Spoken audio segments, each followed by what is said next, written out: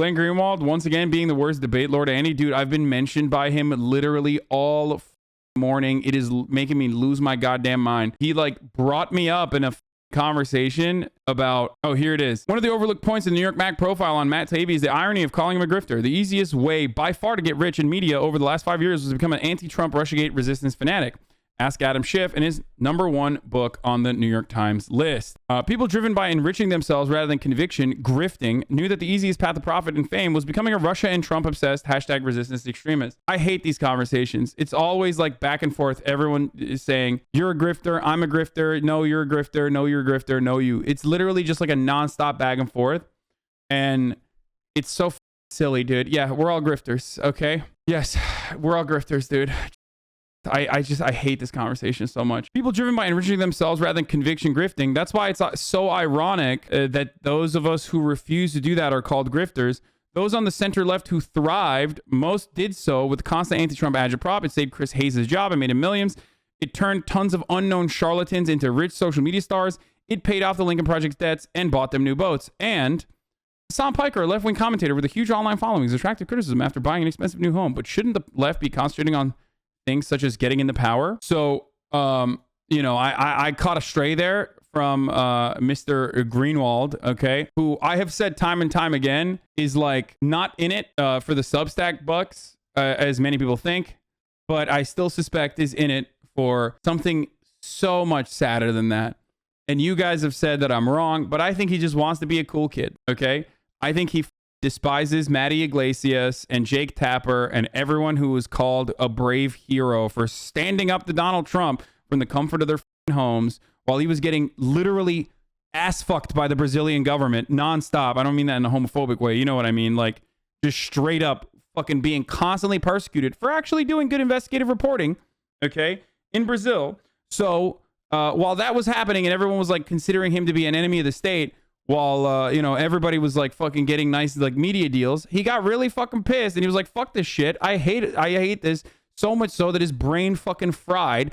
And now he just wants to be like the cool guy that hangs out with the red scare girls. And at his old age, he's just like, it's like so much worse than just like trying to make money. Now, the reason why I say that, because people are saying it's the Thiel money, man. You have no fucking clue.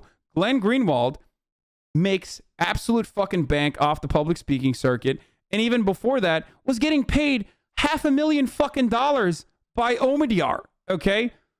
Pierre Omidyar, who he shits on now, literally built the Intercept around him, okay? Around him and around Jeremy Scahill. So if he just wanted money, he could keep making fucking money off the Intercept. Like a fuckload of money. He gets 10x that now. It doesn't matter. It's like, I'm telling you. He makes a fuckload of money on speaking gigs and shit like that. I think if there's anything, he was just, it's sadder than like trying to make money. He's like, he was just upset. And you like the Intercept still? Of course I do. He wants to be the Giorno elder statesman who the kids look up to. And he could have been that if he wasn't like being like a fucking weirdo. And so many like post left or so many leftist people thought that like, you know, they mistaked conservatism with like being, I don't know, disruptive and different from the rest of the crowd. And it's so stupid. It's like, no, you're just, you know, you're saying shit that like, you're saying things that, you know, people's grandfathers are saying. It's not like new, unique, or subversive. You're just literally a conservative. And no matter how hard you try, conservatism is never going to be the new punk rock. Why not go after anyone on MSNBC or CNN or anti-Trump? He picked you and you love that dumpy. I think he picked me in the same way that like a lot of people pick me, in the sense that it's just like I'm an easy target because it drives clicks. Why we got to get on Hasan the Hun? It's not an insult to him. He's an example of disproving the claim that in order to get rich in media, you have to move right. Not insulting a dude by referring to him as a charlatan makes sense. Also, if Hasan was a conservative commentator, he'd be living in a $20 million house instead of a $2 million one. Yeah. So ultimately, it's a silly one because like the things that have been talking about, the things that I've been saying have not changed throughout the past 10 years. You know what I mean? And also something I always mention is that it's so much fucking easier to make money as a conservative. Dave Rubin comes to mind. Dave Rubin, Tim Pool, just any number, Dan Bongino, Candace Owens. These people are fucking completely infested with brain rot. They're not unique. They're not clever. They're literally fucking rehearsed or just like spitting out previously thought American Enterprise Institute talking points on a regular basis. And they make a fuckload of money. There is so many more conservative commentators in alternative media. And I, myself, am a student of conservative talking points. I 100% believe that if I was a conservative commentator, I would make so much more money. Like, because it's so much easier. For anyone with standing on the left in 2015-6, such as me and Taibbi, by far the easiest career money path would have been churning out endless Trump as Hitler, Putin took over. Drek, we choose not to do that precisely because our dignity and conviction wasn't for sale. But like, here's the thing that's like really dumb, right? So you ended up aligning with people that do the exact same thing, but on the conservative side. Because like the problem with Glenn Greenwald is that I don't disagree with his fucking anger towards liberals. Okay? His anger towards liberals is warranted. His anger towards liberal mainstream media is warranted. It's understandable.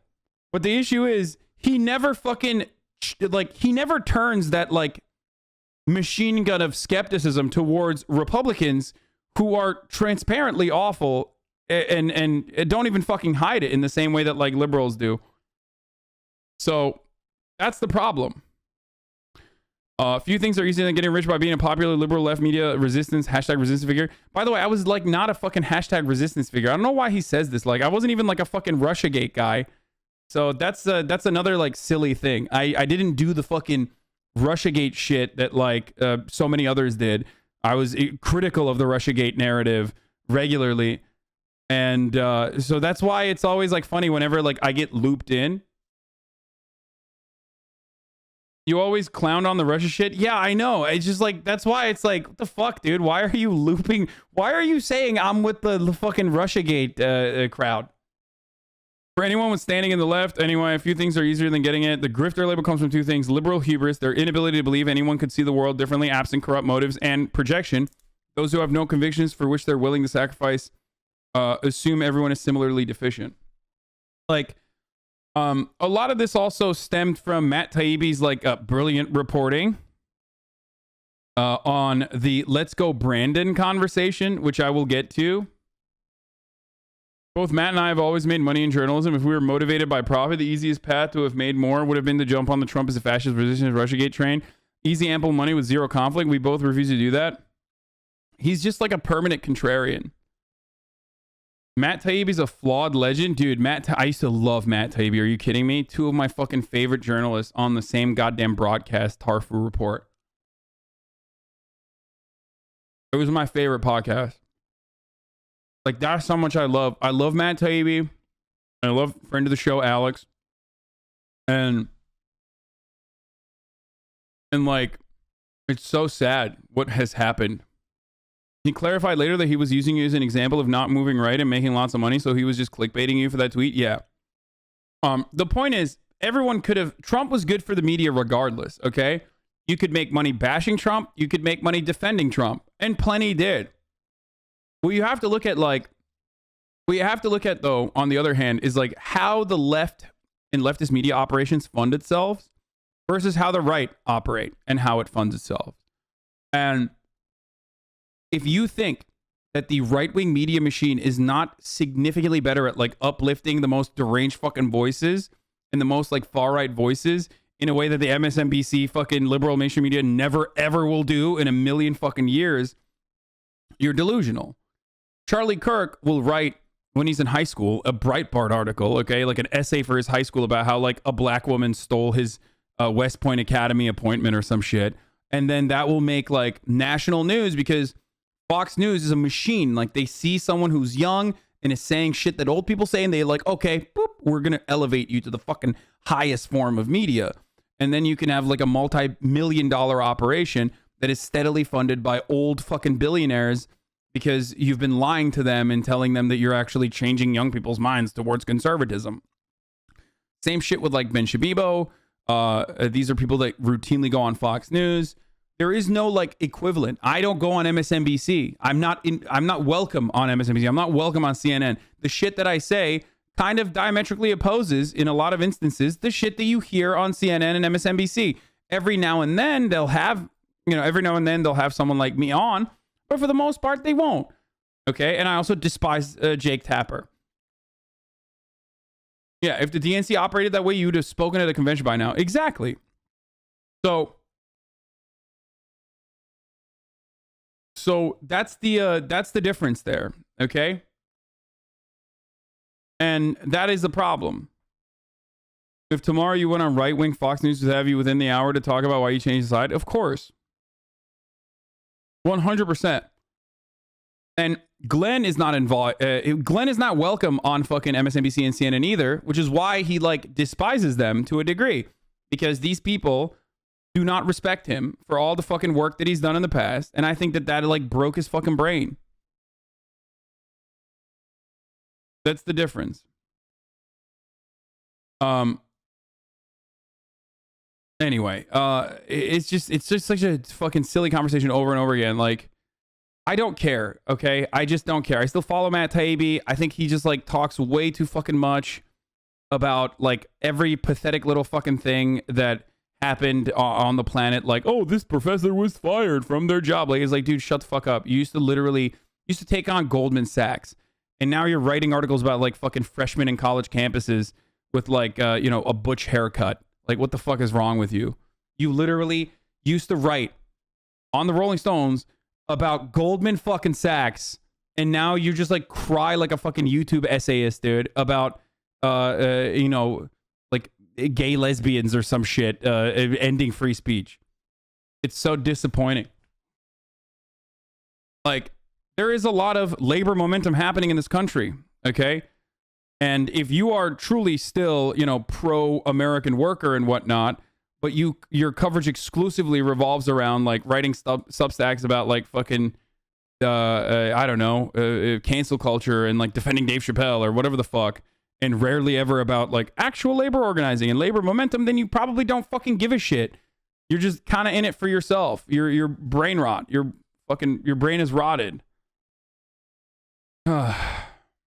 Anyway, regardless, it's just like so stupid and so silly, and I hate fucking nonstop talking about it. But like, he wrote a "Let's Go Brandon" article, you know what I mean? Like, and there were definitely fucking psychotic liberals that were saying stuff like, there was a fucking pilot that said "Let's go Brandon." Here it is. Southwest. No!